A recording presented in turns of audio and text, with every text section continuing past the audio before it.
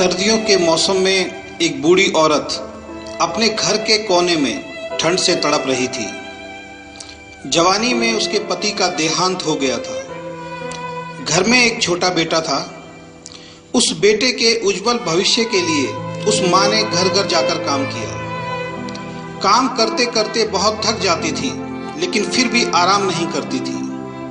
हमेशा एक बात याद करके फिर काम में लग जाती थी कि जिस दिन बेटा लायक हो जाएगा तभी आराम करेगी। देखते देखते समय बीत गया। माँ बूढ़ी हो गई और बेटे को एक अच्छी नौकरी मिल गई। कुछ समय बाद बेटे की शादी कर दी और एक बच्चा हो गया। अब बूढ़ी माँ बहुत खुश थी। उसके जीवन का सबसे बड़ा सपना पूरा हो गया। उसका बेटा लायक हो गया।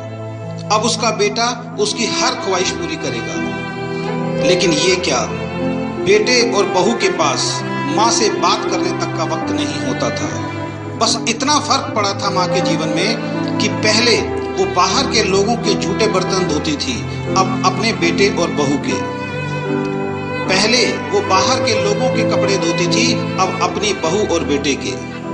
फिर भी खुश थी क्योंकि औलाद तो उसकी थी। सर्दियों का मौसम आ गया था।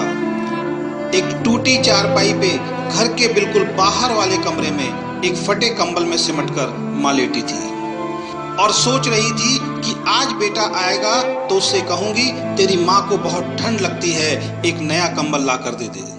शाम को बेटा घर आया तो माँ ने बोला, बेटा ठंड बहुत है, मुझे बहुत ठंड लगती है। और बात ठंड की नहीं है, मैं बूढ़ी हो गई हूँ इसलिए शरीर में जान नहीं है। इस फटे कंबल में ठंड रुकती नहीं है। बेटा कल एक कंबल ला के दे दे। बेटा गुस्से से बोला, इस महीने घर के राशन में और बच्चे के एडमिशन में बहुत खर्चा हो गया है। पोते को स्कूल में एडमिशन कराना है। कुछ पैसे हैं लेकिन उस बच्चे का स्वेटर लाना है। तुम्हारी बहू के लिए एक शॉल लाना है। तुम तो घर में ही रहती हो, सहन कर सकती हो, हमें बाहर काम करने के लिए जाना होता है। सिर्फ 2 महीने की सर्दी निकाल लो, अगली सर्दी में देखेंगे। बेटे की बात सुनकर माँ चुपचाप उस कंबल में सिमटकर सो गई। अगली सुबह देखा तो माँ अब इस दुनिया में नहीं थी। बेटे ने सबको खबर दी कि माँ अब दुनिया में नहीं है। सब रिश्तेदार, दोस्त, पड़ोसी इकट्ठे हो गए। बेटे ने माँ की अंतिम यात्रा में कोई कमी नहीं छोड़ी थी। माँ की बहुत बढ़िया अर्थी सजाई थी। बहुत महंगा शॉल माँ को उड़ाया था। सारी दुनिया अंतिम संस्कार देखकर कह रही थी, हमें भी हर जन्म में भगवान ऐसा ही बेटा मिले। मगर उन लोगों को क्या पता था कि मरने के बाद भी एक माँ ठंड से तड़प रही थी, सिर्फ एक कंबल के लिए, सिर्फ एक कंबल के लिए।